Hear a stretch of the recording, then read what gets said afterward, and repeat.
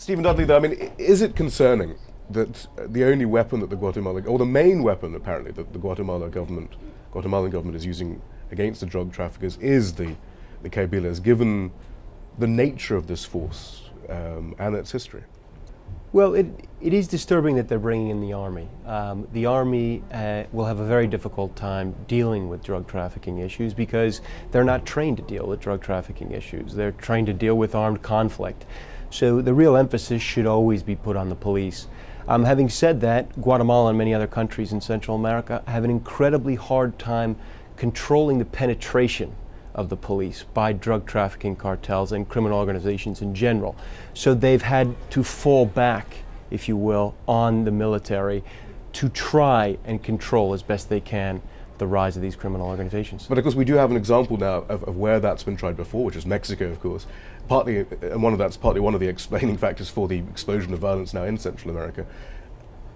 Aren't there alarm bells that should be ringing when you put in elite, ruthless killing machines, as they call themselves, these paramilitary groups, into these civilian contexts? Don't we simply see both a rise in human rights abuses and so forth, but perhaps also greater infiltration of the drug cartels in those killing machines?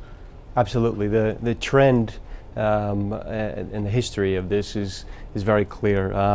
When you put security forces close to situations in which criminal organizations operate, they become infiltrated. So you have to create safeguards along the way. You have to create safeguards in the way that you train these troops. You have to create safeguards in the way in which these troops operate. In other words, for example, you may add a prosecutor to certain units to make sure that there are any deaths that occur around an action by one of these groups. A prosecutor from the Attorney General's office is there on site to be able to affirm what has happened, that the army, whatever the army says has happened, and those are the sorts of safeguards. Is any of that happening, though?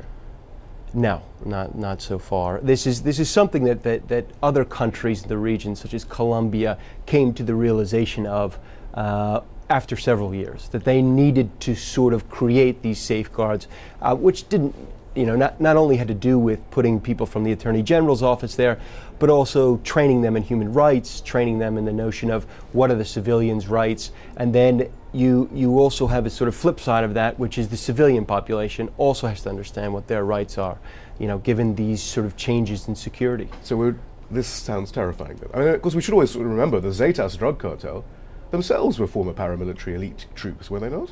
Well, several were. I mean, the core of that particular drug trafficking cartel were former members of special forces in Mexico.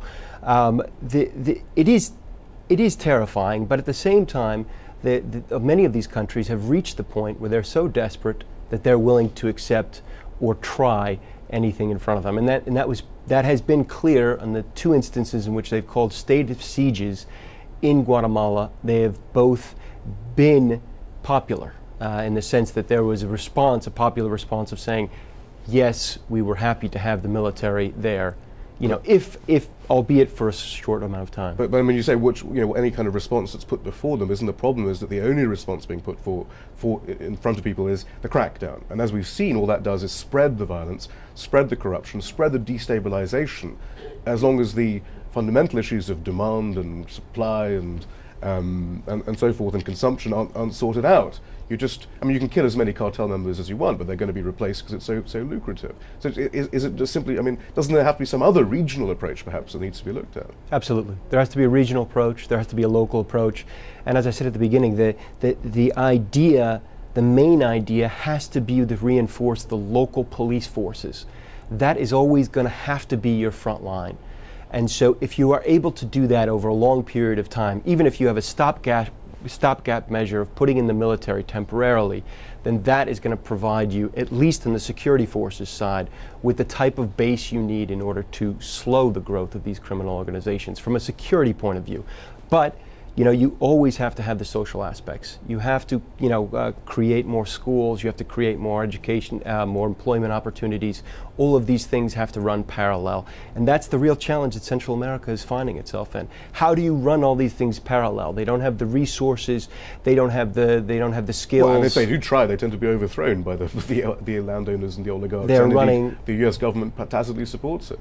Well, they're running into incredibly difficult political situations with multiple political parties and unstable political situations. You know, political coalitions that are not necessarily that have no general allegiances or long-term allegiances. So there is a number of things that are happening concurrently that make the region, Central America, ripe for the opportunity for these criminal organizations to rise and thrive.